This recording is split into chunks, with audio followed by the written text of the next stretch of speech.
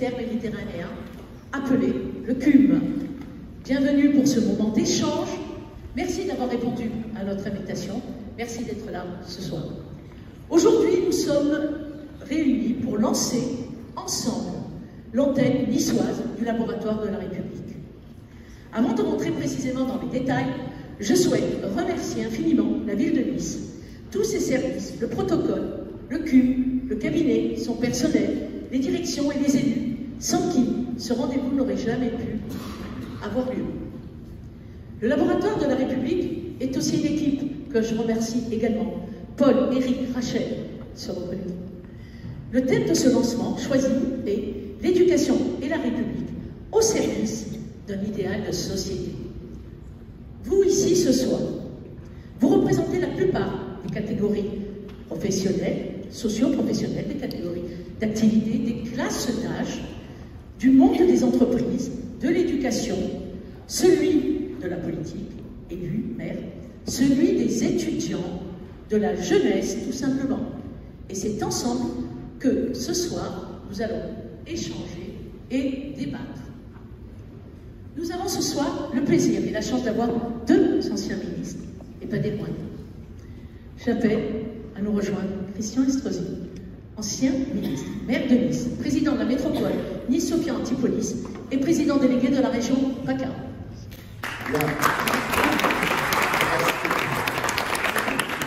Merci Lila, mais peu importe les titres, voilà, j'ai surtout l'honneur ce soir d'accueillir un homme pour lequel j'ai toujours eu beaucoup de considération. Ça fait des années que nous cheminons sur des chemins parallèles ou ensemble, puisque Jean-Michel, lorsque tu étais conseiller d'un certain président de la République, qui reste d'ailleurs mon ami plus que jamais, Nicolas Sarkozy, nous nous côtoyions déjà. J'étais son ministre de l'Industrie à l'époque, puis tu es devenu ce grand ministre de l'Éducation nationale.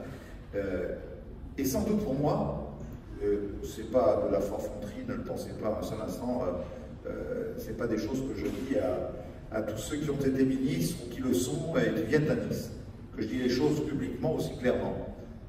Le meilleur ministre de l'Éducation nationale que j'ai pu connaître depuis que je suis engagé dans la vie publique. Le premier qui a eu le courage de dire, et pas que de dire, de faire aussi. Être 4 ans ministre de l'Éducation nationale, c'est pas rien, 5. 5. Non, parce que la 5e année, on t'a mis un peu des bâtons, pour dire les choses un peu comme ça. Et donc on t'a pas laissé aller jusqu'au bout de ce que tu avais formidablement entrepris pour notre pays. Mais qui en tout cas a laissé de très beaux restes dans ma vie. Et je ne prendrai qu'un exemple, alors que nous avons parlé de la République. Nous étions avant-hier, toi et moi, sur la place du Palais Bourbon, pour mobiliser pour la libération de Boualem Sansal.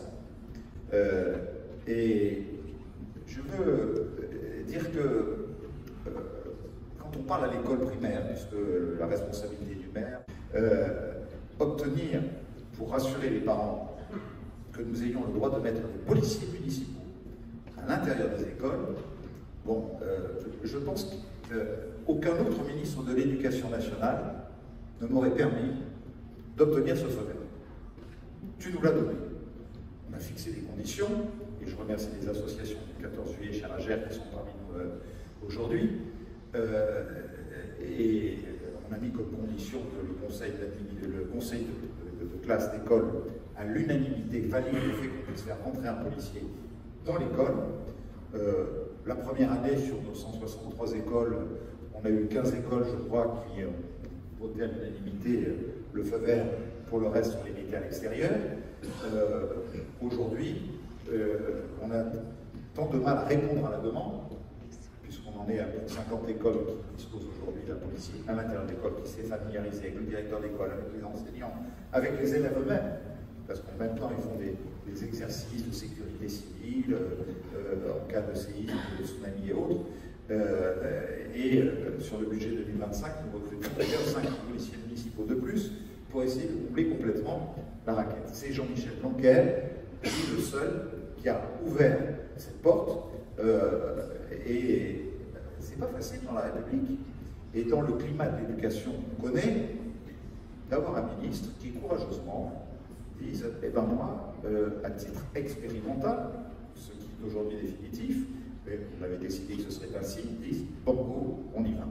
Donc je prends cette illustration parce que venir installer aujourd'hui les laboratoires de la République, décision que tu as prise pour t'engager pleinement dans une période où on sent la fragilité de nos institutions, où on sent la fragilité de notre démocratie elle-même, mais où on sent qu'il y a un petit quelque chose qui commence à bouger chez un grand nombre de républicains. Ce qui se passait hier soir au Dôme, où on dit,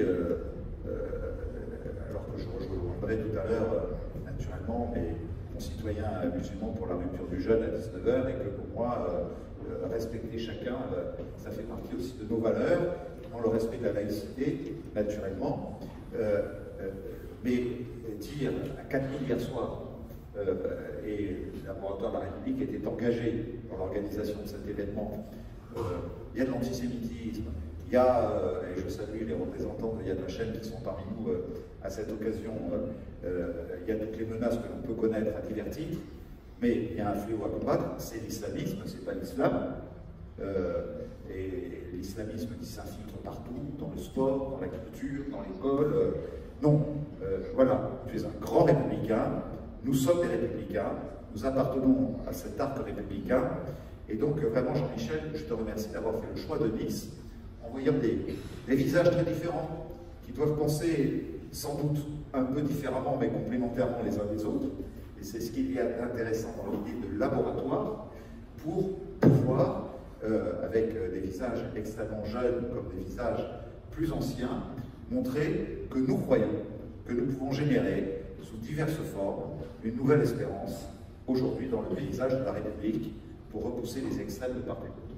Et donc, moi je considère personnellement que donner de la consistance à ce que tu es en train de bâtir, à travers l'éducation, mais bien au-delà, puisque je crois que tu bâtis près de 15 ateliers qui toucheront à l'innovation numérique, à l'industrie, à la souveraineté et à toutes les formes que tout cela doit prendre à l'intérieur des laboratoires de la République et aux côtés aussi d'un grand nombre d'élus locaux et d'élus municipaux, notamment ici, en saluant notamment ceux de délégués qui ont contribué à l'organisation de ces événements. Et je pense à Lilia Parizeau, qui est une amie de longue date et très engagée dans cet état d'esprit, en saluant Rachel Schaeffer et quelques autres qui se sont mobilisés pour organiser cet après-midi.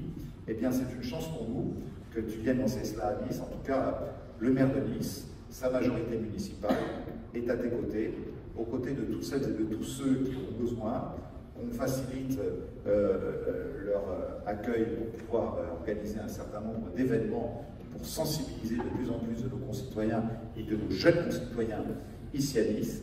Donc mon cher Jean-Michel, monsieur le ministre de l'Éducation, parce que tu resteras seul aussi aujourd'hui, je l'espère encore plus demain à d'autres titres, eh bien je veux te remercier d'avoir choisi Nice pour cette étape. Et en tout cas, je t'y souhaite la bienvenue et nous ferons tout pour contribuer au succès et à la réussite du laboratoire de la République.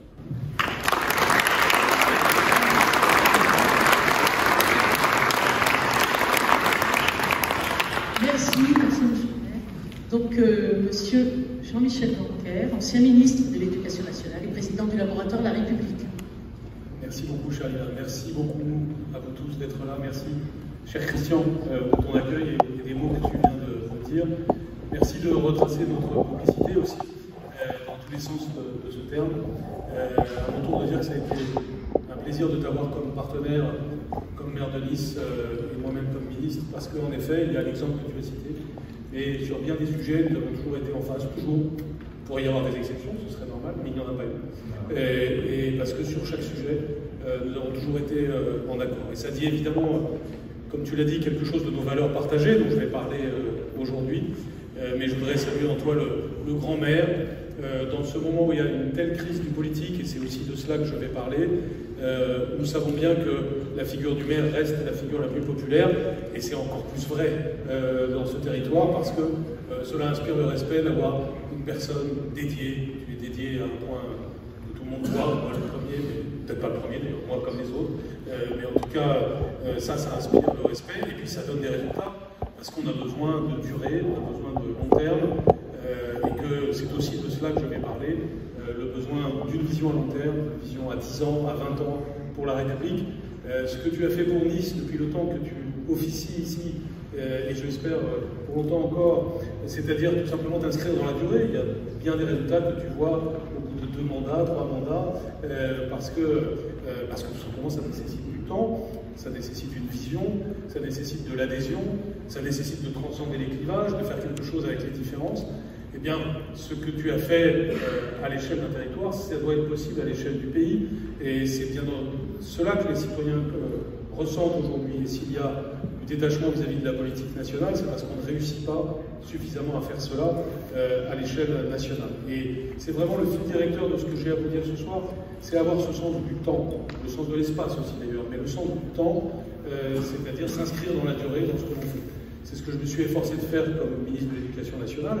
J'ai été fier d'être là pour 5 ans, et justement de battre ce record de durée, non pas pour le plaisir d'un record, mais parce que l'éducation nationale est le sujet premier qui nécessite le sens de la durée. Bien des choses que nous avons faites sont faites pour donner des fruits plus tard. L'exemple type, c'est le petit frémissement, dont vous n'entendez pas parler à la radio, de l'amélioration du niveau des élèves de 6e en ce moment, tel que nous le mesurons, parce que les premiers fruits de ce qui a été fait avec le dédoublement des classes et d'autres mesures dont je vais dire un mot, produisent leur effet. Donc cette nécessité de retrouver le sens du long terme et donc le sens de l'idéal, c'est pourquoi j'ai voulu que cette conférence s'intitule qui est l'idéal de société dans le titre, parce que nous avons besoin de nouveau d'avoir un idéal de société républicain et démocratique.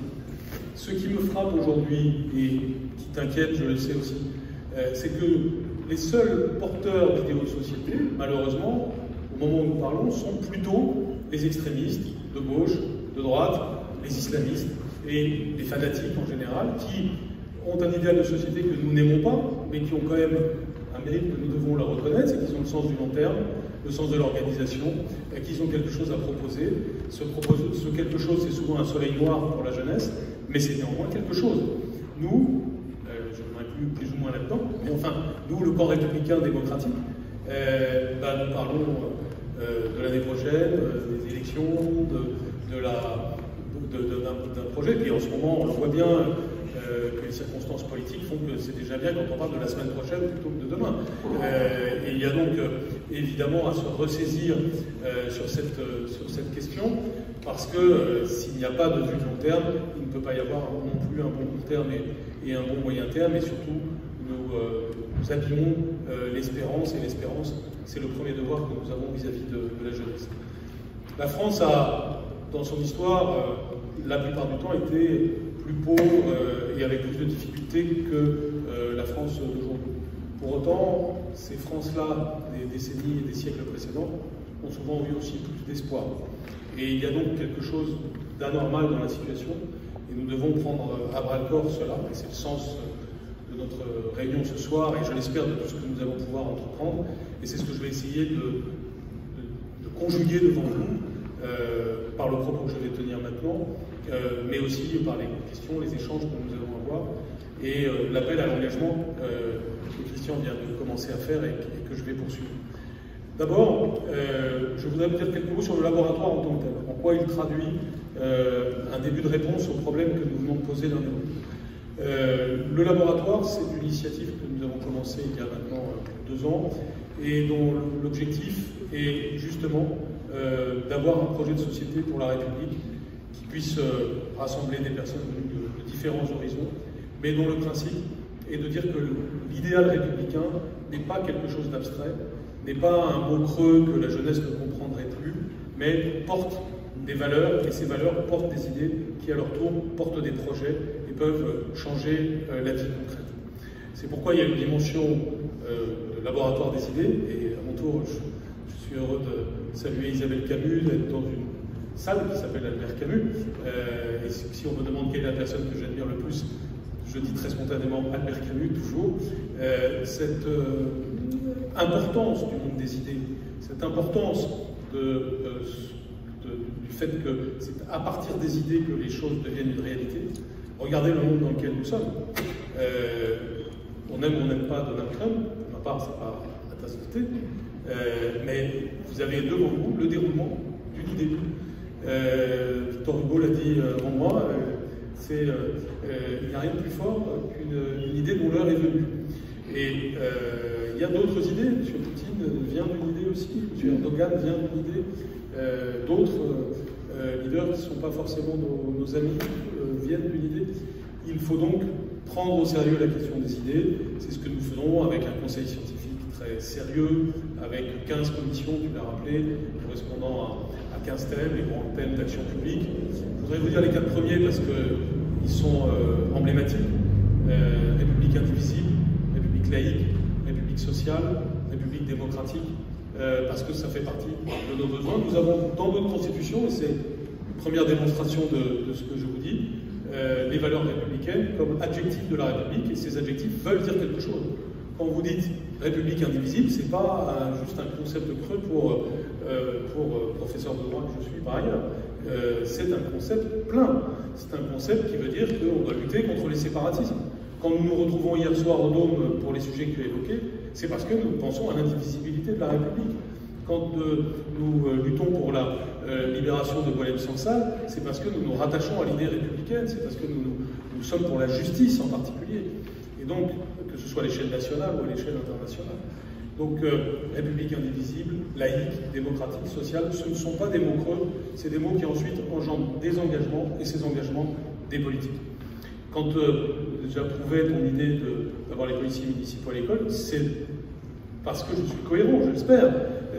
C'est pas pour te faire plaisir, même si, bien sûr, j'en suis heureux aussi, mais c'est parce que ça correspond à des valeurs que toi et moi, nous partageons. Et donc, et tout ce que nous avons fait allait ainsi. Quand on végétalisait certaines écoles, quand tu le faisais en tant que maire, quand tu prenais des initiatives, c'était cohérent avec une vision de la société. Donc le laboratoire, c'est d'abord ça, c'est-à-dire des commissions. Et ce soir, si vous êtes là, c'est que vous avez un intérêt pour cela. Et donc, vous êtes bienvenus dans cette réflexion, parce que maintenant que nous existons à Nice, eh bien, ce travail de réflexion va exister. J'ai parlé avant cette conférence avec les forces économiques que je salue, les forces étudiantes que je salue aussi, et plus généralement avec toutes celles et tous ceux d'entre vous, quels que soient vos horizons et les générations auxquelles vous appartenez. Il y a une deuxième dimension du laboratoire que nous sommes en train d'illustrer là, c'est des événements publics, des conférences, des personnes qui peuvent venir d'ici, Nice ou d'ailleurs, pour tout simplement échanger comme nous le faisons ce soir et éclairer sur différents sujets et être dans cet état d'esprit que j'espère nous illustrons aussi ce soir, qui est de parler calmement, de parler profondément, d'aimer la nuance, d'aimer la différence, de considérer que c'est bien d'échanger des idées et d'essayer d'arriver vers l'intérêt général par cette différence des idées. Eh bien, alors même que tout nous pousse aujourd'hui au slogan, à la violence. Regardez, il paraît qu'il devait y avoir une manifestation pour se plaindre du fait que je parle. C'est tout de même un peu inquiétant. Il y a nécessité de mettre le pied sur le ballon, si je puis dire, sur ces questions, c'est-à-dire de dire restons calmes, nous sommes en démocratie, soyons heureux de la parole d'autrui et respectons-la.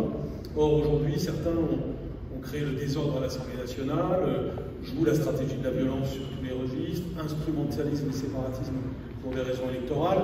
Tous ces enjeux-là sont graves et les démocrates que nous sommes ne peuvent pas rester juste passifs à voir ce phénomène.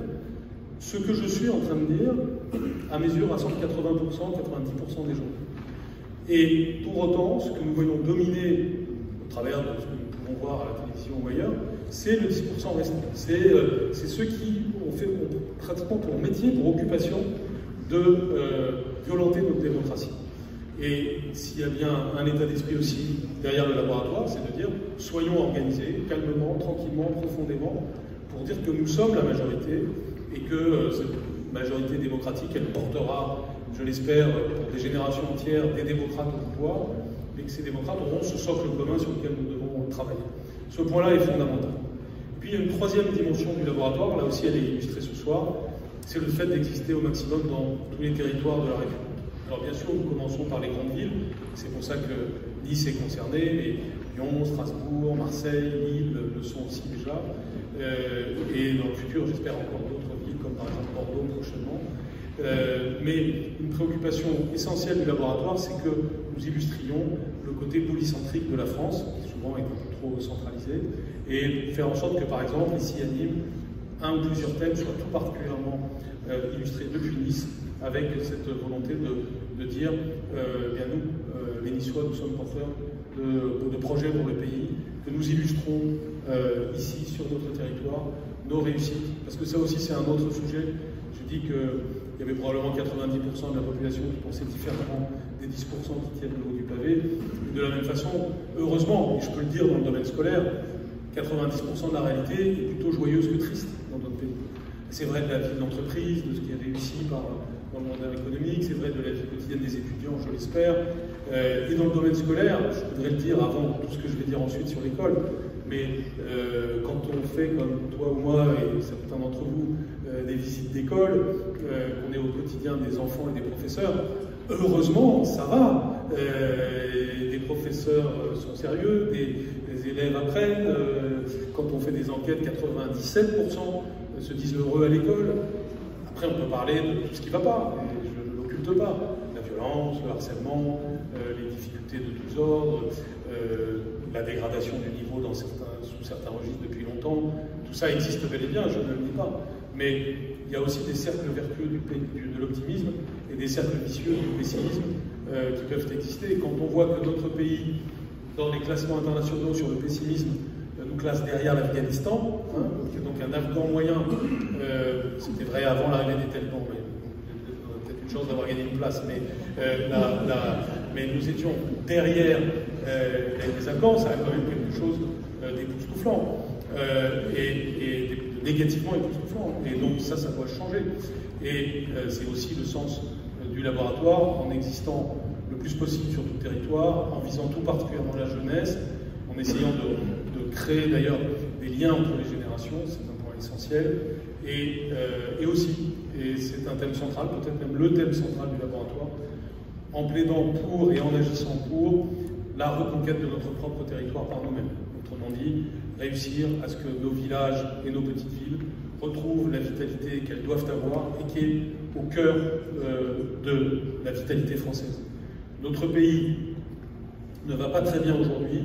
On peut distinguer différentes causes, mais à mes yeux, la cause principale, la cause qui ensuite engendre les autres, y compris par exemple le déficit public, c'est le fait que nous concentrions la richesse sur les petits points du territoire et que Nice en fait partie, heureusement pour Nice, c'est une belle et grande métropole dynamique, mais il est évident que c'est aussi évidemment tout le territoire environnant pour lequel je sais que tu imprimes aussi un grand dynamisme, mais c'est surtout tous les territoires aujourd'hui qui se sentent périphériques que nous devons remettre dans le chemin de la France, et la France s'en portera mieux. Un pays ne peut pas aller bien en ayant simplement son dynamisme concentré sur certains endroits et une partie de la population qui se sent à part. Et c'est pourquoi cette troisième dimension du laboratoire, à des échelles qui sont ce qu'elles sont aujourd'hui, modestes au début, et puis de plus en plus grandes, et j'espère fortes dans le futur, eh bien on doit illustrer que notre pays a un potentiel gigantesque, une histoire magnifique, une possibilité économique considérable, et que quand on libère les énergies et quand on a aussi le sens, je dirais, de la justice et de l'équité territoriale, alors on peut faire de grandes choses. Je vais y revenir tout à l'heure. Mais en tout cas, le laboratoire a ces trois dimensions-là, les idées, l'animation par les débats, et puis la revitalisation par l'existence du laboratoire dans un maximum d'endroits de la République. Alors, si j'ai choisi cet intitulé ce soir, comme je vous le disais, c'est pour dire qu'en effet, il me semble qu'aujourd'hui, nous devons nous atteler, peut-être que je laisse Christian nous laisser à ce moment charnière, c'est que, merci encore cher Christian, vraiment, et c'est que nous avons, au moment où nous sommes, la nécessité de définir cet idéal de société dont je parlais tout à l'heure. Je voudrais simplement esquisser des pistes ce soir, mais surtout ouvrir le débat que nous allons avoir dans un instant sur ces questions par vos questions et vos idées. Mais le premier point qui me paraît essentiel, je l'ai dit ce matin, dimanche dernier, c'est que nous devons nous fixer l'objectif de recoudre les générations, recoudre les territoires, recoudre les classes sociales. Cette tripartition française qui fait que nous avons la France des centres-villes, la France des banlieues, la France des campagnes, et que l'on retrouve ensuite à l'Assemblée nationale dans la tripartition que nous avons, cette tripartition économique, sociale et désormais politique, elle est dangereuse, elle ne va pas avec l'esprit de notre pays. Et donc parler d'indivisibilité de la République et d'unité de la France, c'est d'abord regarder en face cette question. Donc l'idéal de société, pour moi, d'abord, c'est retrouver cette unité de la société française, cette capacité à se parler, cette capacité à renouveler le contrat social, cette capacité à être républicain et à donner un sens à ce mot. Première dimension donc du constat que l'on peut faire et des valeurs que nous pouvons porter, le fait d'avoir à recoudre les générations, les territoires et les classes sociales. Je voudrais commencer pour aborder ce sujet à parler évidemment du point sur lequel vous m'attendez probablement le plus, c'est-à-dire l'éducation. L'éducation est évidemment la première des réponses, pas la seule, mais la première des réponses par rapport à ces défis. J'ai cherché à l'illustrer en tant que ministre de l'Éducation nationale, et j'en fais le récit dans ce livre que j'ai intitulé La Citadelle, parce que, à mes yeux, l'éducation est évidemment ce qui nous permet de préparer l'avenir dans la durée, mais l'éducation, et je le dis devant l'inspecteur d'académie et beaucoup d'entre vous qui avez une implication dans l'éducation, eh bien, l'éducation ne doit pas être et le système éducatif ne doivent pas être sur la défensive, ne doivent pas être sur le reculoir par rapport à tous les défis que nous avons mentionnés, mais au contraire doivent être à l'offensive, c'est-à-dire être dans une sorte de cercle vertueux du modèle de société que nous voulons. Une école, ça n'a pas les mêmes règles du jeu que le reste de la société. Parfois certains s'en plaignent, mais en réalité il est tout à fait normal que l'école obéisse à des règles particulières. Et que l'enfant, justement, soit habitué dès le plus jeune âge à des choses qui ensuite vont être utiles pour sa formation en tant que personne et en tant que citoyen. Je prends un seul exemple, la question du long terme. Notre société est caractérisée par l'immédiateté, l'addiction aux écrans, le fait de zapper, tous ces problèmes que nous connaissons bien. S'il y a encore un endroit qui échappe un peu à ça, mais qui est un peu sur la défensive, c'est l'école. C'est encore le dernier endroit où on reste assis longtemps, je parle vous-même maintenant, où on écoute, où on se fixe des objectifs pluriannuels, où on a des amis pendant des années avec que l'on côtoie. Bref, cette sociabilité particulière à l'école, puis à l'enseignement supérieur, c'est quelque chose de très précieux. Et c'est quelque chose qui, d'une certaine façon, peut servir de modèle de société. Et il y a à la fois des choses à faire pour défendre l'école par rapport à des phénomènes de société qui sont graves. L'exemple typique, c'est l'addiction aux écrans, c'est la violence, c'est aussi les atteintes à la laïcité. Et donc, j'ai pris un certain nombre de mesures pour faire face à ça. Mais j'ai souhaité aussi enclencher des cercles vertueux pour le futur. Je voudrais en donner quelques exemples parce que si on dit qu'il faut donner de l'espoir, il faut aussi montrer que certaines politiques publiques fonctionnent tout simplement, que des choses marchent. Dans ce livre, je n'ai pas du tout voulu dire que j'avais été condamné à l'impuissance par la dureté des temps. C'est souvent le thème de certains livres politiques, c'est-à-dire j'avais de bonnes intentions, je suis quelqu'un de formidable, mais je n'ai pas pu le faire parce qu'on a empêché. Pas du tout ce que je raconte, c'est pas du tout ce que je vais vous dire maintenant. Je pense qu'on a fait de bonnes idées et on les a accomplies. Des obstacles importants ont eu lieu, on n'a pas pu toutes les accomplir, mais certaines ont bel et bien été des réalités. Et ces réalités, eh bien aujourd'hui, quelques premiers fruits en existent. Et je voudrais donc les mentionner. D'abord, ce qui a été pour moi le plus important et qui le reste aujourd'hui, ça a été la politique de l'école primaire.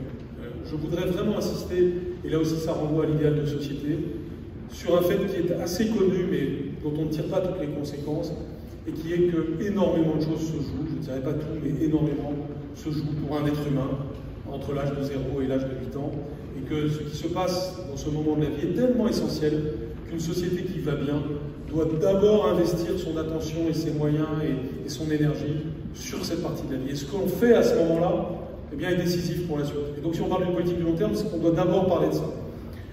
Quelqu'un a eu un prix Nobel d'économie en démontrant aussi d'un point de vue économique que 1 euro qui est mis à cet âge-là, c'est 8 euros que vous ne dépensez pas 15 ans plus tard.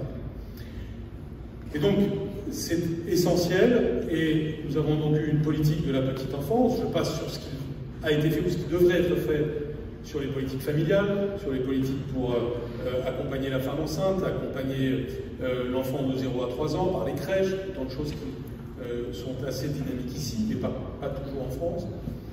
Et puis, j'ai énormément insisté sur l'école maternelle et les débuts de l'école élémentaire.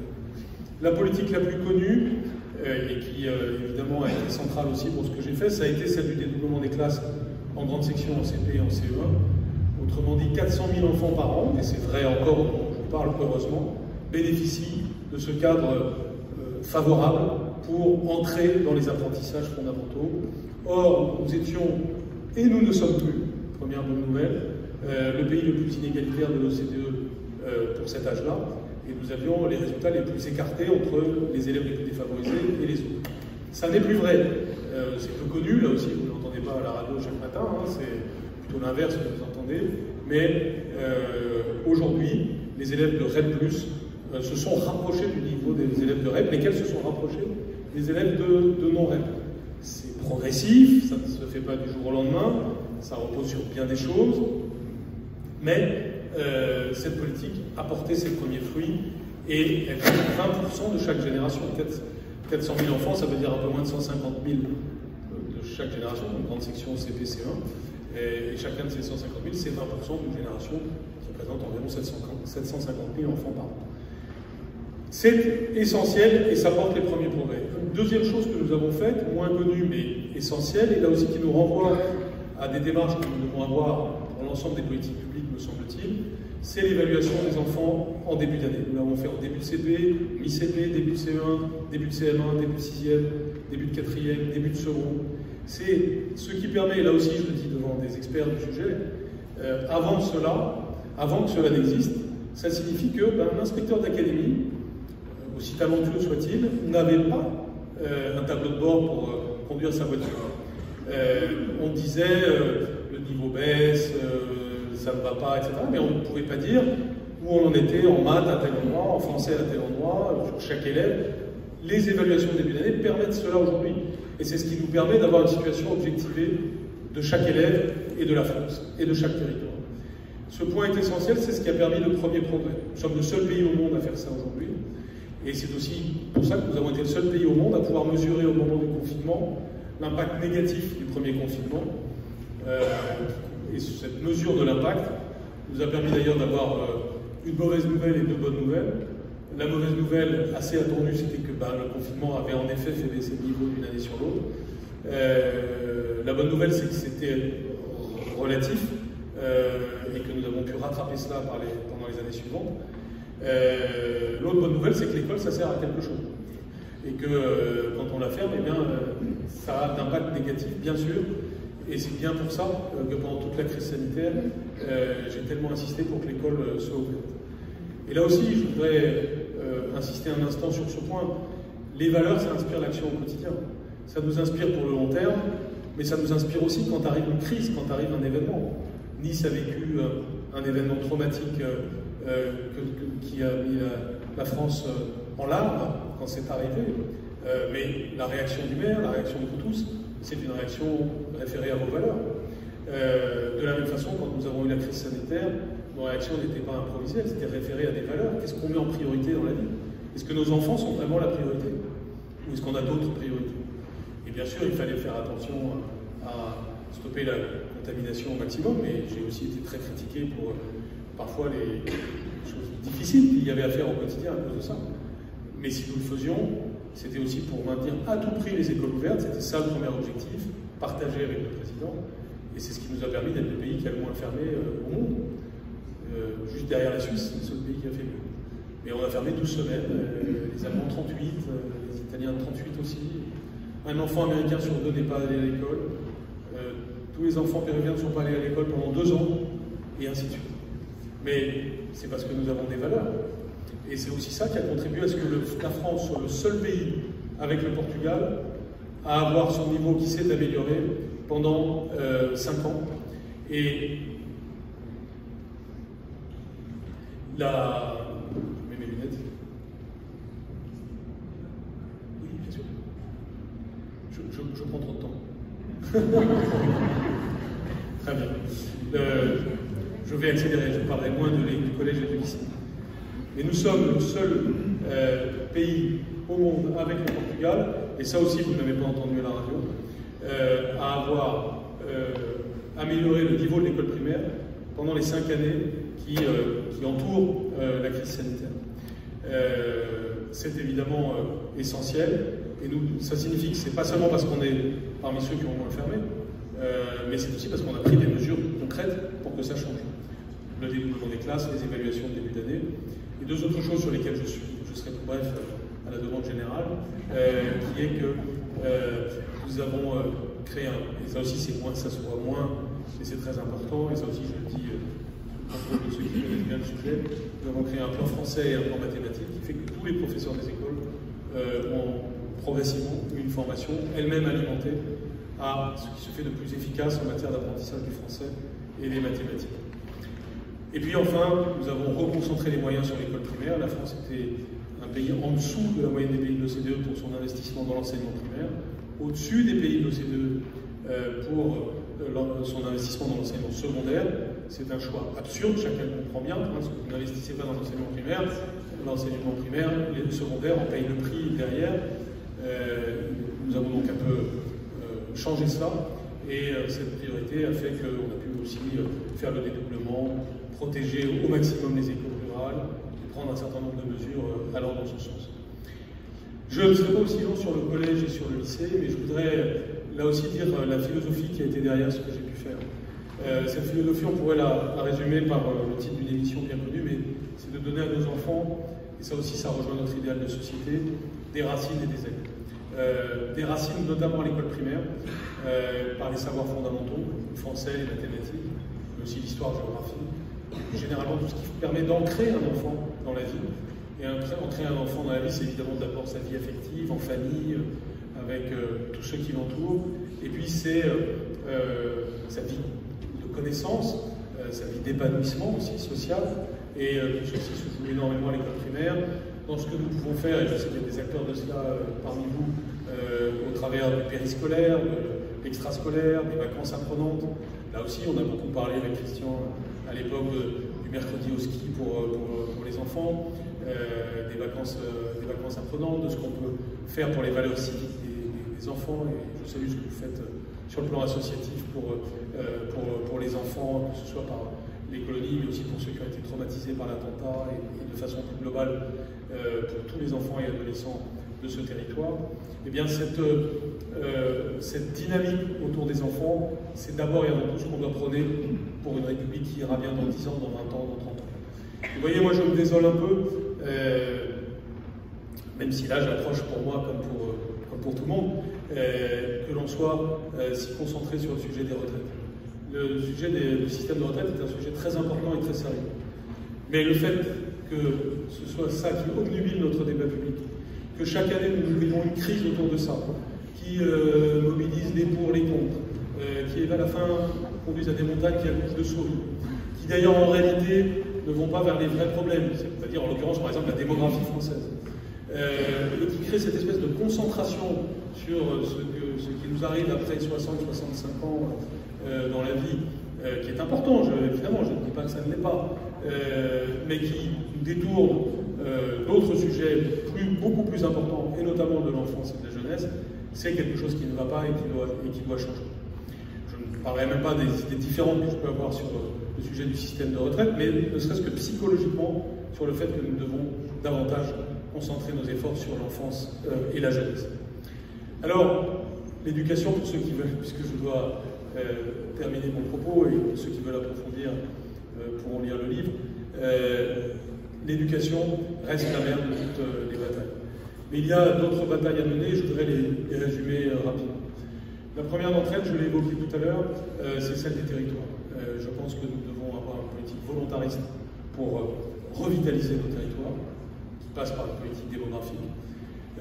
J'apprenais ces jours-ci que l'Italie est en train de voter une loi qui correspond exactement au genre de choses que nous proposons, c'est-à-dire de l'incitation à s'installer dans les petites villes et dans les villages, pour y recréer de l'activité, pour faire renaître les services publics ce faisant, et pour aussi opérer la transformation écologique dont nous avons besoin, et que nous n'opposons pas à l'économie, mais qui au contraire est le grand moteur de l'économie du futur. Certains d'entre vous sont actifs en la matière et le savent.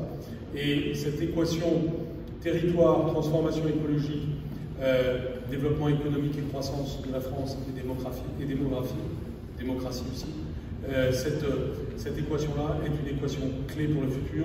Et le laboratoire, qui tient d'ailleurs de manière emblématique son université d'été à Autun en août dernier et en août prochain, vous êtes tous invités à y venir, donc dans une de ces petites villes typiques de France qui a besoin de reprendre du dynamisme, notamment par l'économie et par la jeunesse, eh bien, est significatif des grandes priorités que nous devons nous fixer.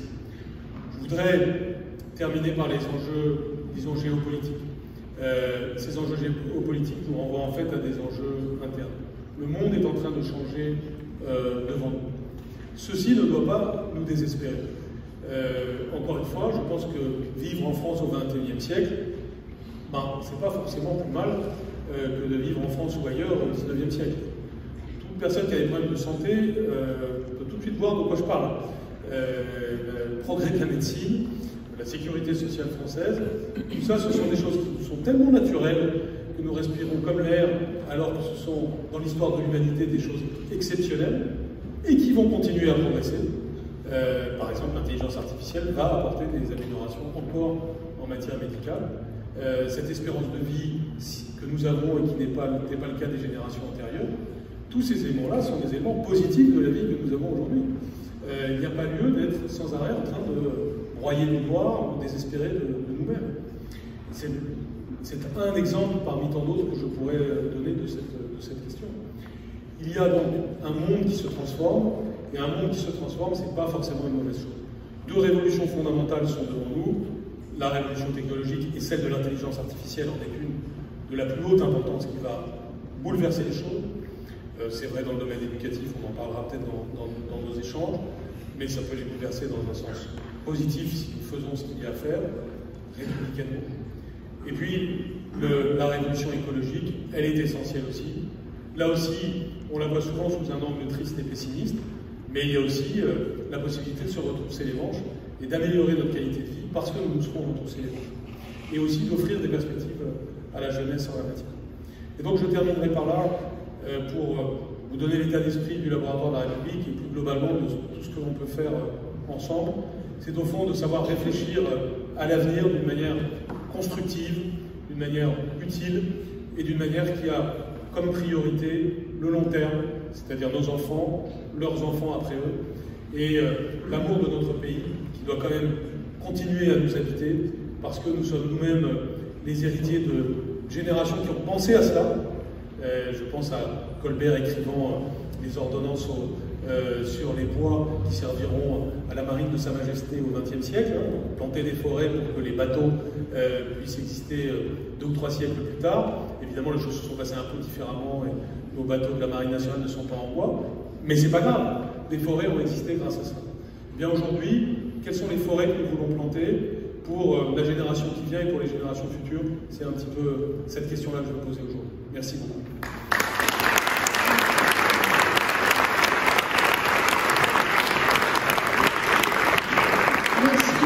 Merci, monsieur. Le laboratoire de la République est un lieu de débat, d'action, un espace de réflexion collective avec des objectifs, nous l'avons entendu. Notre antenne sera une force de proposition dans notre territoire, dans le projet de société, avant tout en direction de nos jeunes. Les former, les sensibiliser, les accompagner, les aider à devenir des citoyens responsables, des acteurs de la vie publique. c'est bien de la jeunesse dont il s'agit, c'est la jeunesse qui porte l'avenir de la République. Nous parlons jeunesse. Je salue la présence de jeunes, de lycéens, de la mission locale, des lycéens, des étudiants, des associations.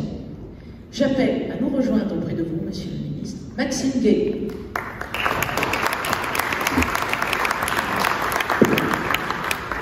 Maxime, vous avez 21 ans, vous êtes Vansois, vous êtes étudiant en Master 1 en droit public approfondi à l'Université de Nice-Sophia Antipolis. Et vous êtes également le responsable d'une association que vous avez créée à l'Université de Nice, vous en êtes le président du Parlement des étudiants, vous l'avez créé en décembre 2024. Et vous avez décidé de rejoindre le laboratoire de la République, et notamment de l'antenne niçoise.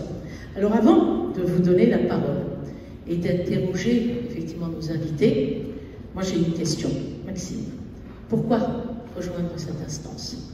Écoutez, déjà merci beaucoup, bonsoir à tous. Donc ça s'est fait, c'est Rachel qui m'a contacté, qui a su la connaissance de notre association. Et pour nous, l'association des parlements des étudiants, c'est de rapprocher le jeune et la politique.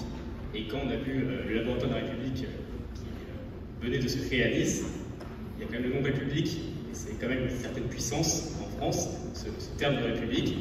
Et pour nous, aujourd'hui, on voit que les jeunes se désintéressent de la politique et sont au contraire de la République. Et donc, on partage ces valeurs de la République, des grandes valeurs, des immenses valeurs dans la France, et également sur la culture, qui doivent être pour nous, on pense, un dénominateur commun et nous unir, et ainsi avoir une jeunesse unie et qui porte des valeurs de la République qui sont extrêmement importantes en France. Merci, merci Maxime. Maxime, vous avez des questions à poser et des présentations à faire, et vous souhaitez rejoindre le public. À vous.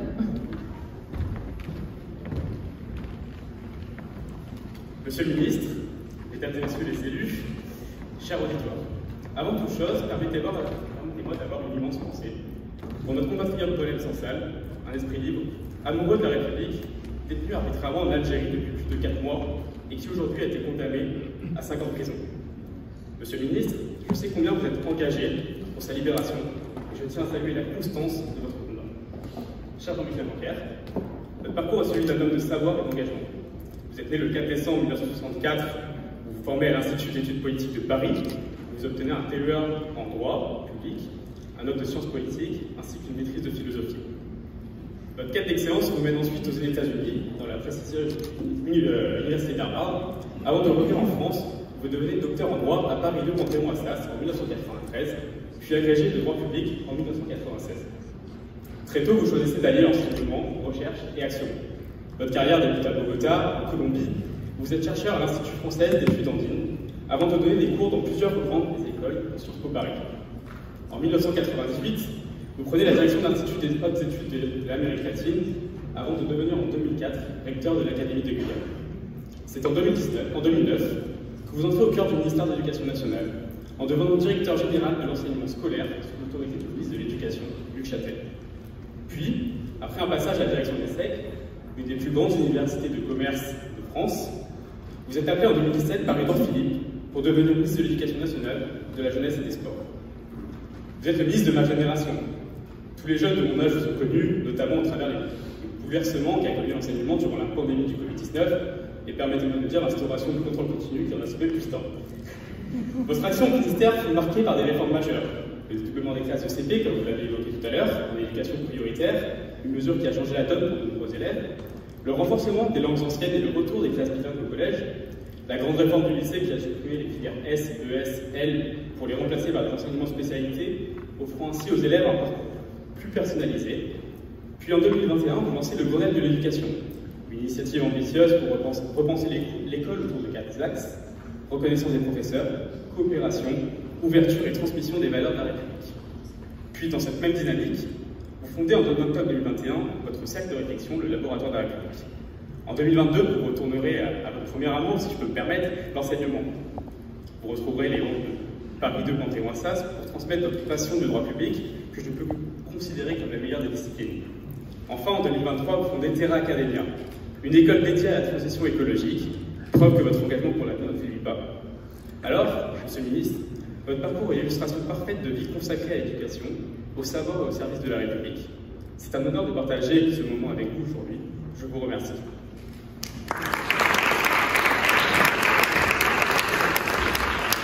Alors maintenant, Maxime a des questions à poser. Exactement. On va commencer. Monsieur le ministre, vous inaugurez aujourd'hui une antenne du laboratoire de la République, ici même à Nice. Ce laboratoire se veut un espace de réflexion et d'action pour des valeurs républicaines.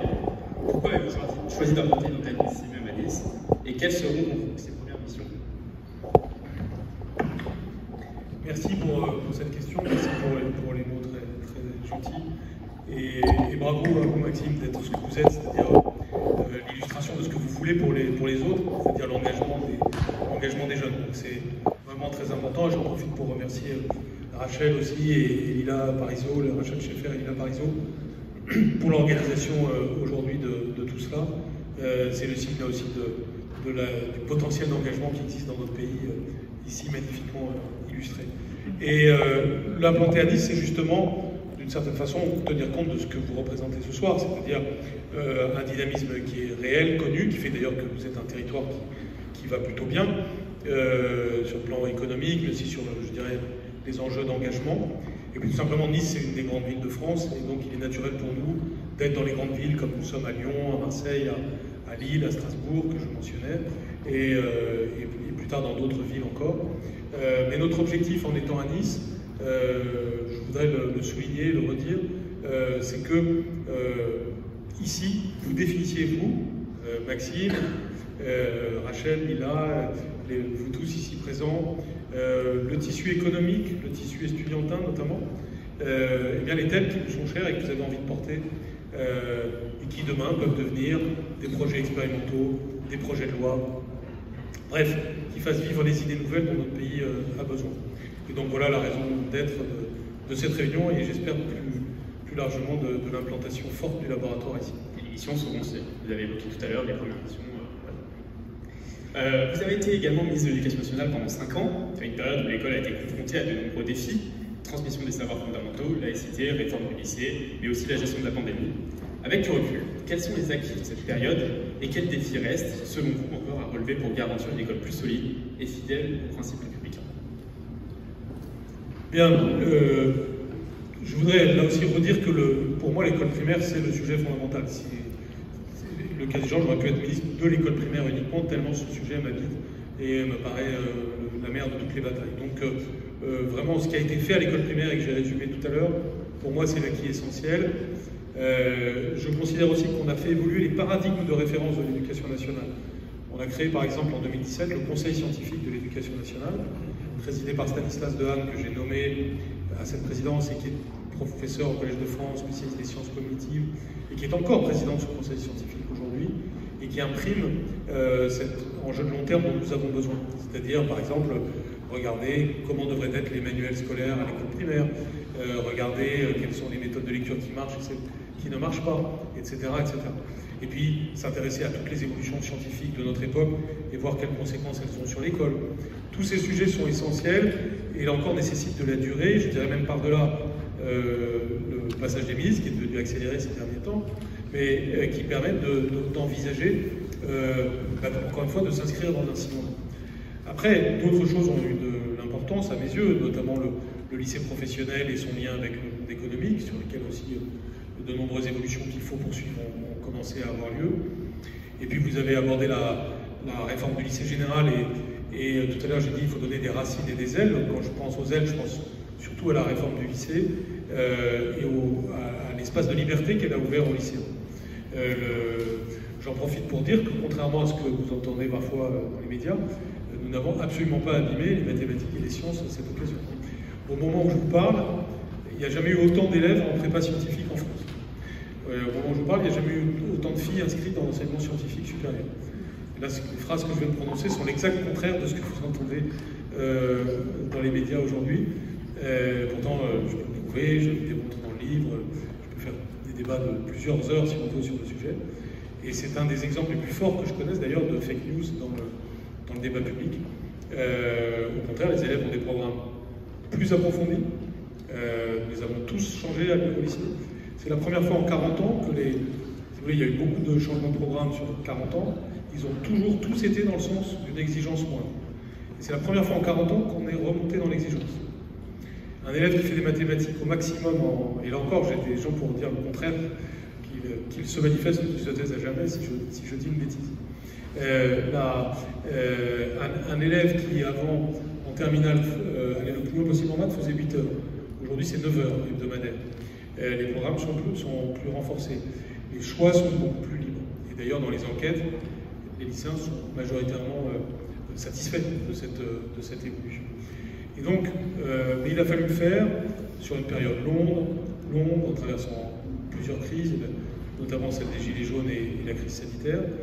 Et je souhaite dire que ça a été là aussi dans une logique de long terme. Et qu'il a fallu garder un cap contre vents et marées, et aujourd'hui recueillir les premiers petits fruits, qui seront grands, j'espère, demain, de cette réforme. Donc s'il y a des choses à souligner, c'est notamment ça. Alors Maxime, je crois que maintenant, vous aviez une question sur l'insertion professionnelle et les préoccupations, effectivement, des jeunes quand ils sont dans un cursus. Et nous, Monsieur le Ministre, a pu échanger le 14 février dernier avec donc, les représentants du monde économique, et il a rencontré le président de la CCI 06. Donc si Monsieur Severino veut bien nous rejoindre sur la scène, et vous aviez effectivement, Monsieur le Président, pu exprimer, nous l'avons vu, le laboratoire de la République a une quinzaine de commissions, et vous étiez assez partant pour une commission très, très précise qui s'intitulerait Relations école-entreprise. Monsieur le Président. Oui, bonsoir, Monsieur le Ministre, bonsoir, Mesdames, Messieurs les élus, bonsoir, Mesdames et Messieurs. Alors, en tant que représentant des entreprises, et il y en a quand même, je dirais, au niveau du registre de commerce, 103 000 sur le département, plus nos artisans qui représentent à peu près 30 000. Une grande préoccupation, c'est bien sûr de pouvoir intégrer dans ces entreprises des personnels, des salariés pour le futur, qui sont des salariés d'une part formés. Donc, vient la problématique, bien sûr, du savoir-faire. Est-ce qu'aujourd'hui, le lien entre l'école, entre, je dirais, les entreprises est suffisant pour qu'on ait une bonne adéquation entre la formation et après, je dirais, leur adaptation au niveau d'entreprise. Et puis la deuxième chose qu'on demande à un salarié, c'est le savoir-être. Et le savoir-être, c'est toujours assez compliqué. Alors, certains donnent, je dirais, cette prérogative au niveau des parents. Il y en a d'autres qui le disent qu'il faut aussi que l'éducation nationale puisse éventuellement traiter. Et puis nous devons insérer aussi tout un ensemble de personnes qui n'ont pas eu peut-être la réussite dans les études, mais qui doivent aussi pouvoir avoir leur chance au niveau des entreprises. Donc on doit faire des écoles de la deuxième chance, on doit aller vers eux pour arriver à les intégrer dans le futur. Vous en avez parlé tout à l'heure, les technologies évoluent, les activités évoluent, donc il faut qu'on adapte aussi toute cette formation. Il faut que les entrepreneurs s'adaptent aussi, parce que ce n'est pas les mêmes générations, ce n'est pas les mêmes modes de fonctionnement, ce n'est pas le même management.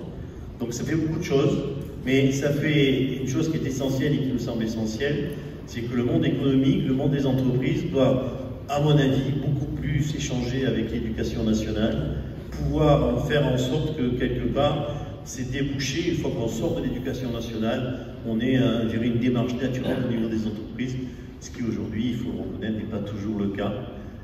D'une part parce que je pense qu'on n'en a pas l'habitude, et puis il faut prendre les bonnes résolutions. Et je ne pense pas que ce soit un problème que la jeunesse ne souhaite pas, je pense que c'est le système qui aujourd'hui ne le permet pas. Je vous donne un petit exemple, on organise de temps en temps des visites au niveau de nos entreprises. On est obligé d'avoir au moins 4 autorisations, je dirais, successives au niveau d'éducation nationale, sachant qu'on paye quand même le bus en plus. Donc, pour faire venir, je dirais, les étudiants ou les enseignants chez nous, donc ça pose quand même quelques soucis pratiques. Et ça saute aux yeux pour un entrepreneur qui lui aime l'efficacité, l'agilité, il aime tous ces aspects-là. Quand on commence à avoir un parcours du combattant pour essayer de faire un certain nombre d'actions, ça peut poser problème. Est-ce que vous pensez aussi qu'il y a ce besoin justement de créer du lien, de faire des suggestions, de faire éventuellement des orientations? C'est pour ça qu'on est très intéressé en tant Chambre de commerce et d'industrie et bien sûr représentants des entreprises à participer à tous ces débats. Merci. Alors moi j'aimerais revenir sur une question pour M. le ministre. Oui, pour M. le ministre. De nombreux Français, et notamment les jeunes, ça va justement en parallèle des questions avec M. Savarino, expriment un sentiment de déclassement et de précarité, difficulté d'insertion professionnelle, pouvoir d'achat en berne, fracture territoriale grandissante. Comment peut-on aujourd'hui mieux accompagner la jeunesse pour pas que cette jeunesse se désengage? Je pense que les deux questions sont très complémentaires et merci Monsieur le Président pour la façon dont vous l'avez posée. Alors il y a deux sujets, je dirais, le premier étant celui de l'insertion professionnelle des jeunes et le deuxième, vous avez évoqué celle du savoir-être, ça va ensemble, mais évidemment l'éducation a toute sa part à prendre dans les deux questions. Sur le premier sujet, c'est un sujet sur lequel il y a une forme de faiblesse française depuis fort longtemps, à la fois, je dirais, institutionnelle et culturelle. Puisque nous avons cloisonné excessivement les deux mondes, et que donc nous avons aujourd'hui un peu à rattraper cela. Souvent on a donné l'Allemagne et la Suisse en exemple par rapport à cela, notamment au titre de l'apprentissage, et c'est vrai qu'on a mené depuis 2017 une politique assez volontariste, à la fois pour le développement de l'apprentissage et aussi pour l'évolution du lycée professionnel. C'est pour ça que le nombre d'apprentis a beaucoup cru, et puis aussi c'est pour cela que le lycée professionnel a plus d'élèves aujourd'hui que ça n'était le cas il y a quelques années. De même, on a fait évoluer la carte des formations, et puis on a pris un certain nombre de mesures pour cette connexion meilleure que vous appelez de vos voeux, de sorte que si on regarde la photo, elle est encore insuffisante, mais le film n'est pas si mauvais. Il y a une dynamique qui est imprimée. Je tiens toujours à rappeler que, au travers de la loi de 2018, dite loi Pénicaud, à laquelle j'ai contribué notamment pour son article 10 sur l'orientation, la région, et donc votre région, a une compétence désormais en la matière que les entreprises peuvent utiliser comme vecteur de ce lien avec les élèves.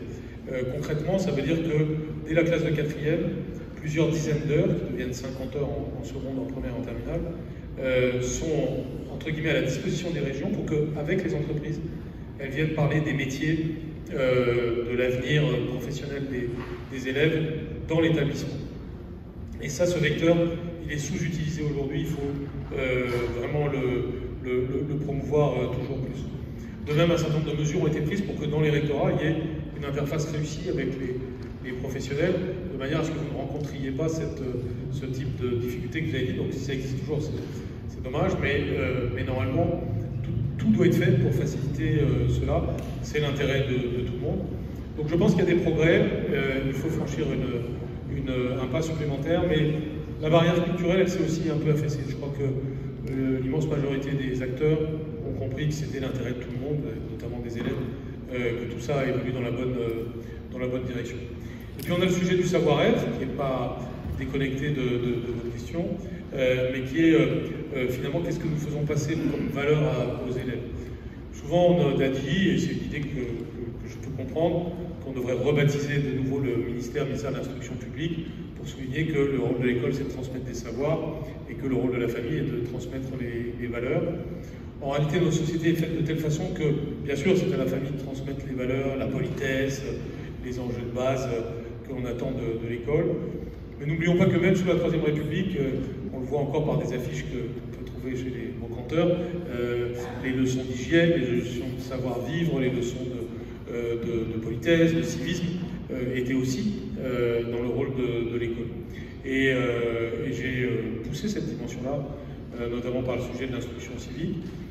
Avec le laboratoire de la République, on essaye aussi d'aller dans ce sens. Notamment, on a élaboré un outil qu'on a présenté tout à l'heure aux missions locales et que l'on présente à tous les acteurs qui le souhaitent, qui a été élaboré par Swat Déchet qui est là, qui est l'équivalent de la fresque du climat pour la République. C'est-à-dire un outil pour que pendant une heure ou deux, un groupe de 10 à 15 jeunes, ou d'ailleurs 12 ou 15 personnes, puissent eh bien, se former davantage aux aspects concrets des valeurs de la République au travers des grandes notions et des grandes institutions qui caractérisent la République. Donc c'est aussi une des réponses à ce que j'ai pu dire tout à l'heure sur le fait que la République pouvait parfois apparaître comme abstraite. En réalité, quand on joue à cette fresque de la République, de manière à la fois vivante et presque ludique, en fait, on saisit très concrètement à quoi ça nous engage. Et cette vie publique, c'est aussi la vie dans l'entreprise. C'est les mêmes valeurs. On parle du sport, de l'entreprise, de la vie civique. Il s'agit de respecter autrui, il s'agit d'avoir le sens de l'équipe, il s'agit de s'engager soi-même, d'être cohérent, enfin bref, des principes de base qui, d'une certaine façon, sont véhiculés par la fresque de la République. Et je pense que même au sein de l'entreprise, la fresque peut être un outil utile. Et ça fait la transition avec la question de Maxime, parce que je pense que aujourd'hui, effectivement, l'un des grands enjeux est de faire en sorte que nos jeunes, mais c'est vrai de l'ensemble de la population, mais encore plus de la jeunesse, se sentent partie prenante du pays, de la République. Autrement dit, qu'ils n'aient pas l'impression que les choses se passent sans eux et qu'au fond, mieux vaut rester chez soi, à faire du jeu vidéo ou à rester entre soi, plutôt que de participer à la vie du village, de la cité, de la société. Et donc on doit avoir des outils pour cela. Le laboratoire, à son échelle, cherche à faire ça, à créer ce lien et à emmener le jeune vers cela, et aussi à penser les politiques publiques de demain. Vous avez parlé de la précarité, c'est effectivement un sujet important, et tout à l'heure on parlait de moi avec des responsables associatifs qui font des restaurants solidaires pour les étudiants. Tout ça, c'est non seulement des choses concrètes, en l'occurrence pour l'alimentation, mais aussi pour le lien social. Et donc cette recréation du lien social, elle est décisive, et le laboratoire est une des réponses, mais ce que vous faites aussi avec le Parlement des étudiants, pour qu'il y ait ce lien social. Et je pense aussi au lien entre la jeunesse étudiante, qui a quand même plus de chance, entre guillemets, et le reste de la jeunesse. Et c'est là aussi, le laboratoire et d'autres initiatives doivent créer ce lien entre ces différentes jeunesses. Très bien, merci messieurs. Ensuite, une question un peu plus d'actualité. La République traverse aujourd'hui une période de tension. Parce que nous passons la parole à la salle. Période de tension, remise en cause de la laïcité, violence urbaine, défiance vis-à-vis des institutions et montée des extrêmes. Comment analysez-vous cette situation? Quels sont selon vous les piliers essentiels à renforcer pour restaurer la cohésion nationale et l'attachement des valeurs républicaines? Deux choses essentiellement, et je vais être rapide sur cette question qui nécessiterait plusieurs heures de réponse, mais l'une, c'est ce dont nous parlons depuis tout à l'heure, c'est-à-dire la recréation du lien social, les idées qui permettent demain, sur le plan notamment économique et social, de créer de la prospérité, de créer de la justice sociale par la prospérité collective. Et c'est un point essentiel, que chacun se sente partie prenante du progrès. J'ai évoqué l'intelligence artificielle, le temps va nous manquer là, mais on peut avoir un dynamisme économique relié à ça dans tous les domaines d'activité, et qui fasse que tout le monde se sente partie prenante. Et puis deuxième élément, mais qui est en réalité le premier, c'est la netteté, j'utilise ce mot volontairement, dans l'affirmation des valeurs de la République et des règles du jeu républicain. On a souvent entendu sur la question de la laïcité, mais ça n'est pas le seul sujet. Sur ces sujets-là, au fond, les choses vont bien quand on est clair.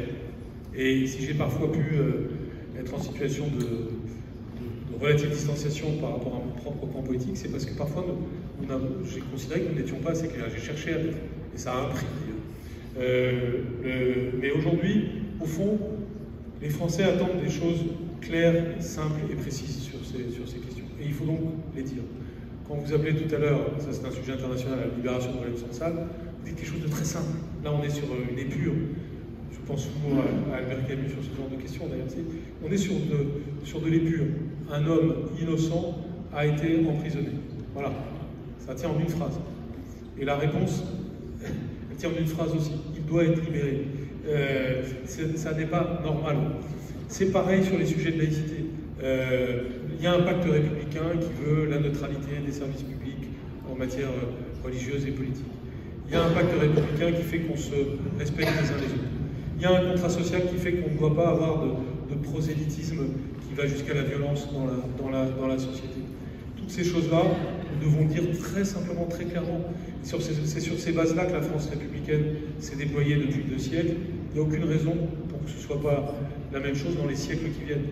Et pas parce que ce serait arbitrairement décidé par tel ou tel, mais parce que c'est le socle de notre pays, et puis que c'est comme ça qu'on peut bien vivre, tout simplement. C'est synonyme de liberté. Et donc cette clarté est à mes yeux essentielle, et elle est le cœur de la réponse. Merci. Merci beaucoup, monsieur le ministre. Merci. Il y a une question dans la salle. Si vous avez une question, madame. Oui, bonjour. Donc, je suis Madame Fix, je suis élue à la ville et le maire m'a donné aussi la délégation du service national universel. Et je sais, monsieur le ministre, j'avais échangé avec vous il y a déjà quelques années quand vous êtes venu à Nice sur le service national universel où je me suis investie. Et je pense, bien évidemment, que l'éducation est le creuset de notre nation, mais je pense aussi que le service national universel représente ou favorise l'engagement de nos jeunes pour une meilleure cohésion nationale, sociale, toutes les valeurs que vous avez citées aujourd'hui, la patrie, etc. Ce sont des valeurs qui aujourd'hui, et je sais que le service national universel aujourd'hui est remis en cause pour différentes. Je voulais avoir votre point de vue là-dessus, sachant qu'on avait échangé là-dessus. Voilà, tous les ans, je fais chef de centre au service national universel et je pense quand même que c'est un beau projet pour la société et qui rejoint tout à fait le laboratoire de la République en tout cas. Merci Marie-Christine. Je vais utiliser une double métaphore pour vous répondre. C'est qu'on est premièrement typiquement devant un cas où le verre est à moitié plein et à moitié vide, et que bien sûr il y a les as des verres à moitié vides qui se déchaînent dans ce genre de cas. Et deuxièmement, qu'il faut maintenant remplir le verre complètement. Premièrement, le verre est à moitié plein, à moitié vide. J'entends parfois c'est un échec le SNU. C'est un échec peut-être, mais pas pour ceux qui l'ont fait. Et alors ça c'est une réussite, c'est-à-dire l'immense majorité, presque la totalité des jeunes qui sont passés par le SNU sont très heureux de l'avoir fait et ça leur a fait un bien très important pour beaucoup d'entre eux. Et ça a été souvent le sas vers de l'engagement civique, puisque c'est le principe du SNU que d'avoir d'abord un temps commun où on parle de l'esprit de défense, mais aussi d'un certain nombre de choses comme par exemple le secourisme, ou d'ailleurs le lien avec la vie économique et sociale, etc. Puis un deuxième temps qui est un temps justement d'engagement, etc. Donc ça a été très utile.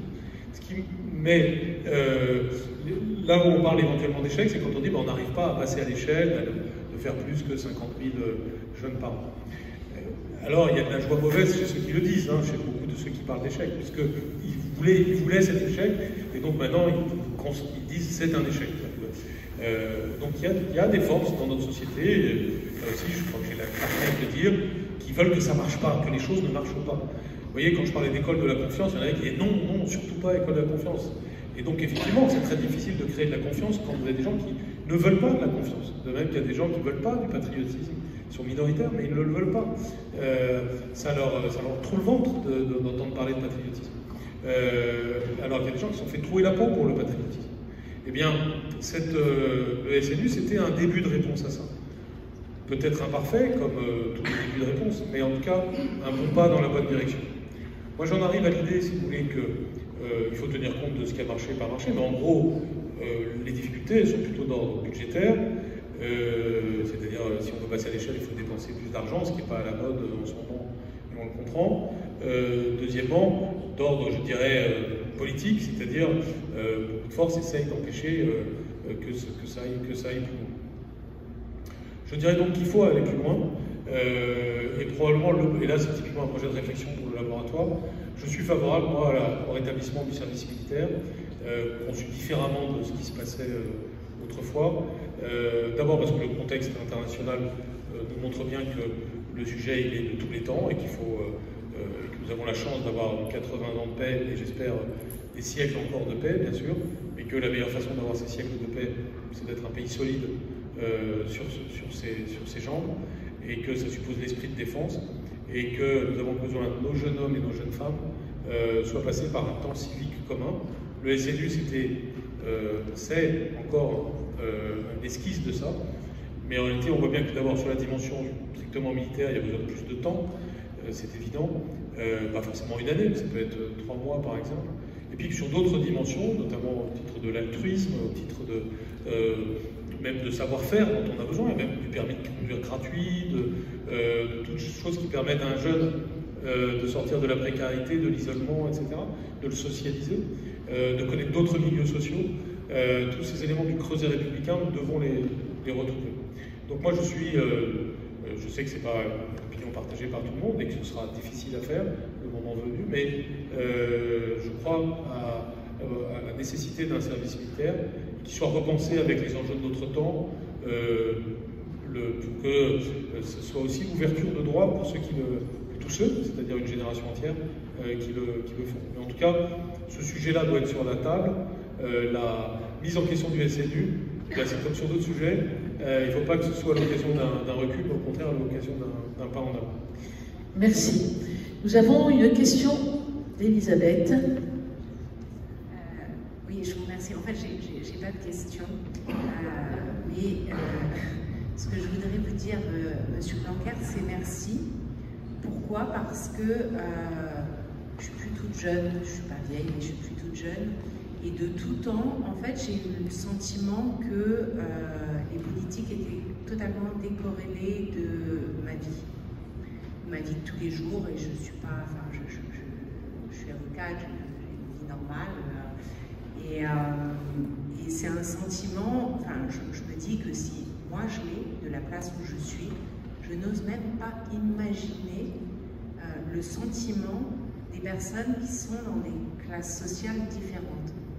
Et pourquoi je vous dis merci? Parce que quand je vois l'entreprise que vous avez, et je lui souhaite de réussir, j'ai l'impression que vous avez une démarche qui n'est pas politique telle qu'on la vit, et moi je la vis depuis toujours.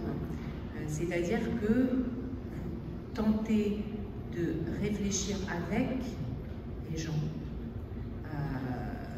plutôt que de courir après un mandat. Et c'est quelque chose qui me paraît essentiel parce que ça permet le lien avec des gens qui n'ont aucun lien avec les politiques. Et moi, je vous souhaite de réussir cet accès. Il est déterminant de notre avenir. Et je vous le souhaite vraiment du fond du cœur et je vous remercie en tout cas de tenter. Merci, Elisabeth. Est-ce qu'il y a encore une question?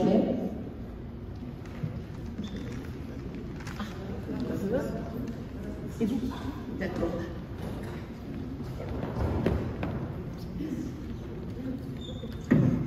Bonsoir, déjà merci beaucoup pour votre intervention. Je trouve que l'idée du laboratoire de la République est très bonne, en tout cas. Mais je voulais juste vous interpeller sur une frange de la population qu'il ne faut pas oublier. Il y a beaucoup de jeunes, moi je suis travailleur social, hein, j'accompagne des jeunes, qui n'ont pas forcément eu la chance d'avoir fait des études, qui n'ont pas eu forcément la chance d'avoir eu des parents, et il ne faudrait pas les laisser sur le bord du trottoir. L'insertion professionnelle, c'est quelque chose qui est compliqué au quotidien. On arrive facilement quand même à trouver des emplois non qualifiés. Des jeunes se lancent là-dedans. Il y a des jeunes aussi qui font cette démarche-là, à côté qui reprennent des études, donc ils ont le courage de faire ça. Mais c'est aussi des jeunes qui n'ont pas de solution de logement, qui se retrouvent à la rue. On doit les accompagner, on les héberge. Et ces jeunes-là, après, ils doivent aussi rebondir et pouvoir voler de leurs propres ailes. On a des grosses difficultés quand même dans les Alpes-Maritimes. Le coût du logement est exorbitant pour un jeune. Quand il débute sans qualification au SMIC, c'est quand même très compliqué de trouver un logement. Voilà, c'est juste une réflexion en tout cas. Je pense qu'il ne faudrait pas que vous oubliez cette frange de la population parce que c'est aussi les forces vives de la République. Merci. Vraiment, merci beaucoup de votre question, de votre intervention. C'est vraiment très, très juste. Je ne les oublie pas du tout, vraiment pas. Mais c'est sûr que vous pouvez nous aider à ne pas les oublier. C'est-à-dire, quelles sont les idées qu'on peut avoir sur le sujet? Je ferai dans la lignée de ce qu'a dit Elisabeth Camus, je vais vous renvoyer la balle. C'est-à-dire, non pas que je n'ai pas quelques-unes, mais c'est vous qui êtes sur le terrain là-dessus, c'est vous qui constatez les choses que vous venez de dire. Comment est-ce qu'on relie ça à d'autres enjeux d'ailleurs? C'est absolument essentiel, donc vraiment venez, dites ce que vous avez à dire. Ça peut être à l'origine de projets qu'on peut avoir dans le futur, encore une fois à l'échelle locale ou générale. Mais oui, en effet, je l'ai un peu dit tout à l'heure parce que je pense qu'il faut relier ces jeunesses différentes, notamment les jeunesses étudiantes et non étudiantes qui travaillent. Et j'ai conscience de ce que vous avez dit, ça ne m'échappe pas, mais les solutions, la manière d'aborder ça, la manière d'aller vers eux aussi, de les engager dans le laboratoire d'ailleurs aussi, c'est ce qu'on doit en effet, rechercher, parce que aujourd'hui, selon l'angle qu'on prend, on peut être très optimiste ou très pessimiste quand on regarde cette partie de la jeunesse à laquelle vous faites référence. Pessimiste parce que les difficultés sont très grandes, parce que parfois eux-mêmes semblent déconnectés de ce qui leur permettra de réussir par la suite, n'ont pas les outils en main, n'ont pas eu le parcours familial ou éducatif qui leur permet de réussir tout de suite aussi bien qu'on voudrait, etc. Donc il y a là aussi une vision dans la durée à avoir pour eux. Mais il y a aussi l'optimisme parce que vous les voyez tous les jours, comme j'ai pu les voir beaucoup et encore un peu quand même. Et donc vous savez l'espèce d'énergie qui ne demande qu'à s'exprimer si on fait des choses comme il faut. Si on arrive à démontrer que oui, cette société est faite pour eux et qu'ils ne rentrent pas dans l'idée que c'est le contraire. Et ça, c'est notre responsabilité collective d'y arriver. Donc voilà, c'est pour ça que notre métier est vraiment un grand métier, un beau métier, et qu'on doit avoir les réflexions qui vont avec. La presse, d'ailleurs, fait partie effectivement d'une des réponses.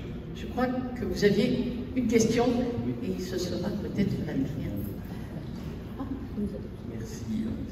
Je suis professeur d'université émérite, ce qui veut dire que je suis très âgé, et avocat.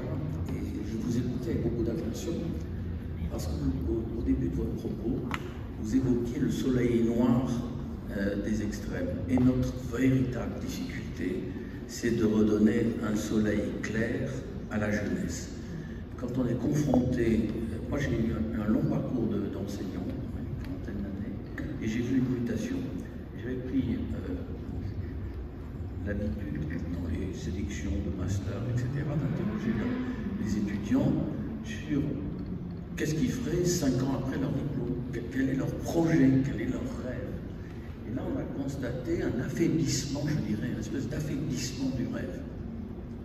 Vous avez actuellement, et même aujourd'hui mes petits-enfants, quand on les interroge, ils font des études sans rêver, sans se projeter par ces études qui ne sont que des moyens vers quelque chose, et ce quelque chose n'existe plus. Et il y a une forme non pas de désespérance, même chez les enfants ou les adolescents ou les étudiants qui sont dans un cadre le meilleur pour accéder aux études, il y a une forme pas de désespérance, mais de perte d'illusion, de perte de rêve. Et ça, c'est absolument fondamental. C'est absolument... Il faut réinventer le rêve démocratique. C'est très difficile, parce que nos institutions sont des institutions passées. Et quand on représente, qu'on le veuille ou non, le passé, même si ce passé doit être fondamentalement respecté parce qu'il pose des principes qui doivent être intangibles, on est toujours séduit par quelque chose que l'on ne connaît pas et qui est nouveau. Et le vrai combat, c'est celui-là, donner un rêve à la jeunesse. Et c'est pour ça que vos laboratoires doivent d'abord attirer des jeunes pour leur montrer la richesse de la démocratie. Voilà. Bravo.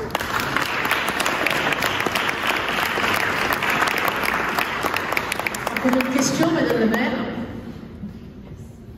Bonjour Monsieur le ministre, c'est un vrai plaisir de vous entendre et d'écouter ce que vous avez à nous dire. Alors j'aurais deux questions.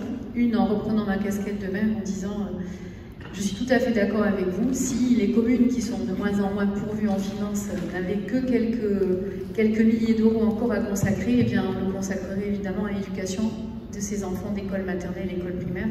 Et c'est un peu la question de dire à un moment donné, il faut faire attention parce qu'on demande beaucoup. Je pense que tous les maires sont très investis, Christian Estrosi l'a dit tout à l'heure, sur nos rôles de maire en tant qu'école primaire élémentaire et classe élémentaire, en ce qui concerne aussi tout ce qui tourne autour de l'école, le périscolaire, les vacances, enfin tout ce qui peut nous aider. Donc veillez à ce que ces finances, eh bien on ne les ampute pas trop, parce qu'on nous demande de plus en plus avec de moins en moins de moyens. Et la deuxième question, c'était pour rejoindre un peu ce que disait M. Savarino, en tant qu'acteur au niveau du CFA de métropolitain. Aujourd'hui, on a encore du mal à promouvoir auprès des jeunes l'apprentissage. Alors que ça soit quels que soient les métiers, et même jusqu'au diplôme d'ingénieur, on a encore des difficultés. Ce sont des métiers où je pense qu'il y aura peu de chômage. Je parle de la boulangerie, je parle des métiers manuels en particulier. Je sais qu'il y a un gros travail qui est fait avec la mission locale et l'école de la deuxième chance, et on a toujours l'impression que ça reste des voies pour des enfants qui sont en difficulté scolaire, alors que la formation peut aller très loin quand on fait de l'apprentissage, jusqu'à des licences, et que ce sont des métiers extrêmement valorisants. Et je pense qu'il n'y a pas de chômage. Et moi, je dis souvent aux gens qui viennent aux portes ouvertes, aux jeunes qui viennent aux portes ouvertes, c'est un métier enrichissant, c'est quelque chose où vous allez vous épanouir.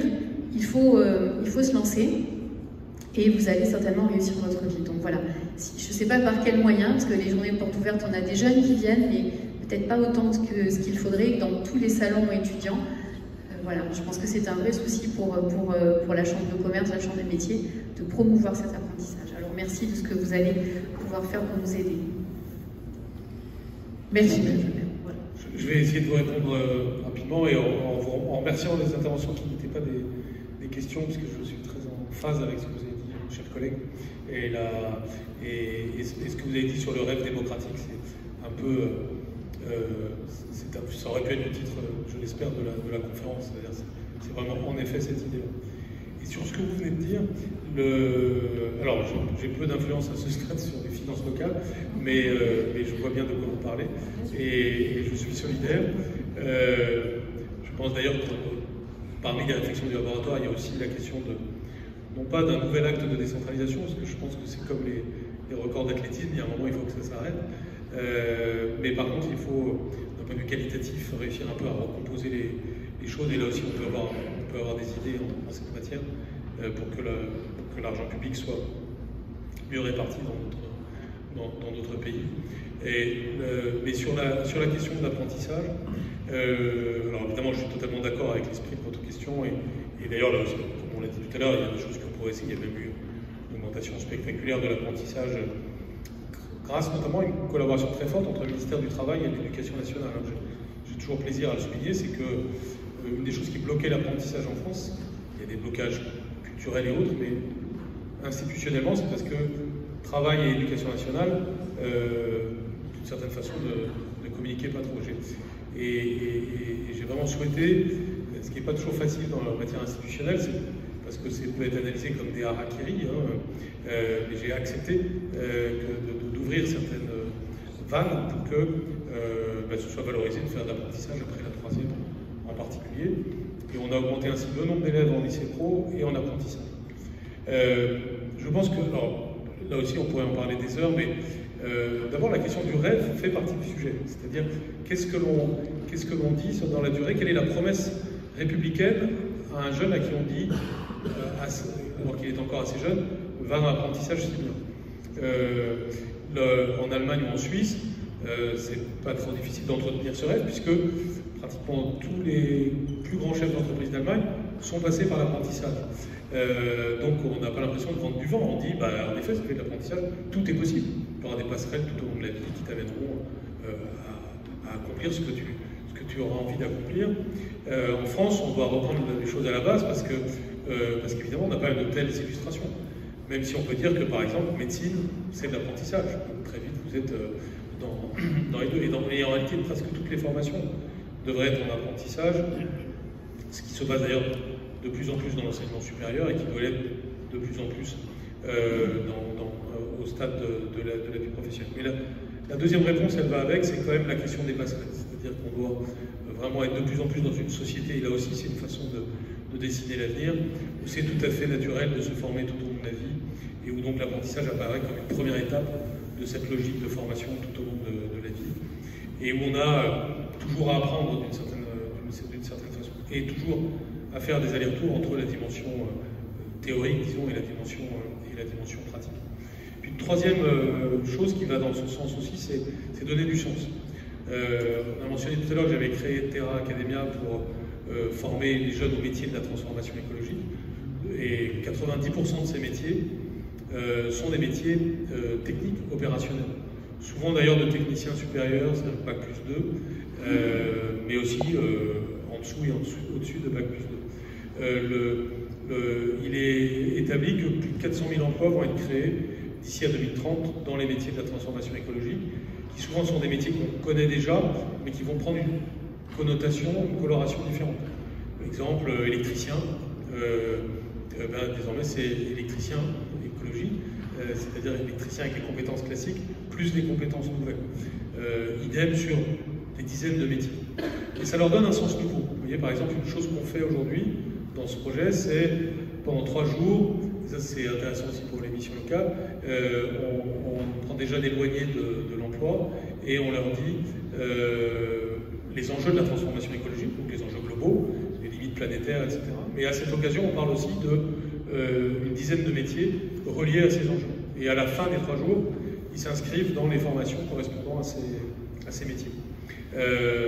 C'est très intéressant de voir que certains c'est en apprentissage qui vont s'inscrire, d'autres dans des formations, mais dès lors que ça fait sens, en plus évidemment des perspectives concrètes qu'on établit, du type le salaire qu'ils vont avoir, etc. Mais dès lors que ça fait sens, alors ça crée un engagement. Donc on retrouve quand même notre sujet de ce soir, qui est le sujet du long terme, qui est de dire finalement dans quelle perspective s'inscrit une possibilité. Et donc je crois que le renouveau de l'apprentissage va passer par ces 3 éléments. Et donc c'est un projet de société. Et je pense que quand même, depuis 4-5 ans, on a fait un très grand pas, et que c'est un peu comme sur le sujet du SCD tout à l'heure, il faut maintenant passer à une forme de généralisation, une forme de pas suivant. Et alors, monsieur l'inspecteur d'académie, ce sera la dernière question.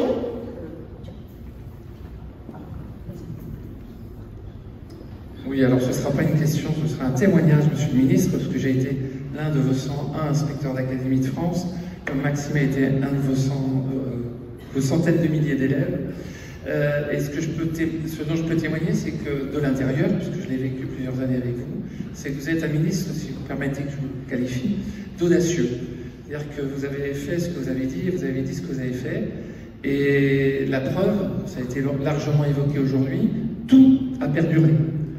Que ce soit effectivement les évolutions avec des choix vraiment éclairés des lycéens qui n'étaient plus des menus fermés, mais bien des cartes ouvertes, perdurent aujourd'hui à la satisfaction de tous avec des résultats. Donc voilà, je pense qu'un message d'espoir pour les gens qui sont dans cette salle et qui souhaitent s'investir, on sait qu'on met en vous quelqu'un qui aura de l'audace et que ça paye.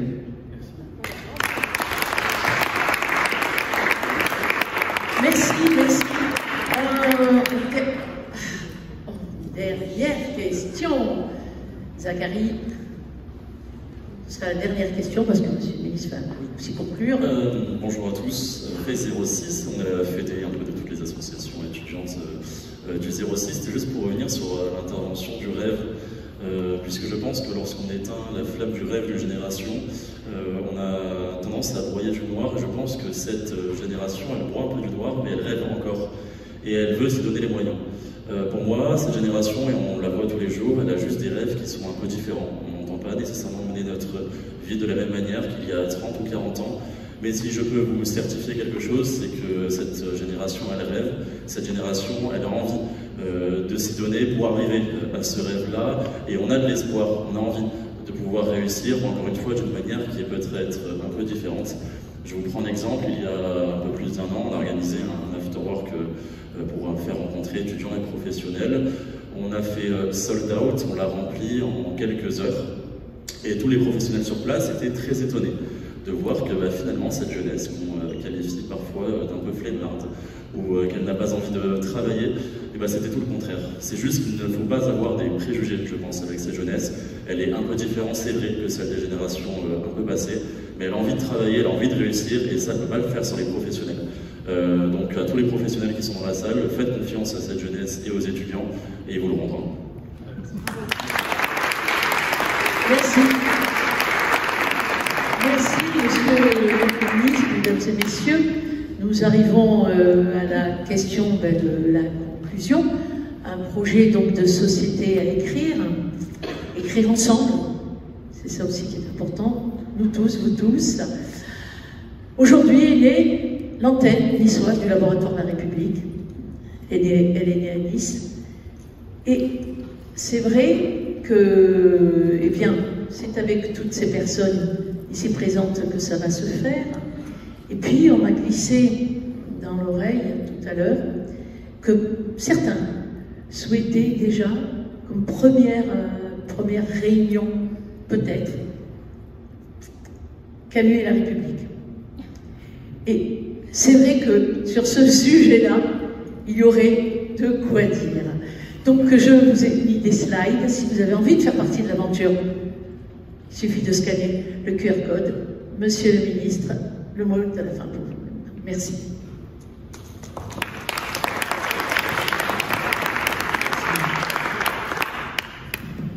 Merci beaucoup. Je ne vais pas être long, j'ai déjà beaucoup parlé. D'abord, je veux vous remercier tous.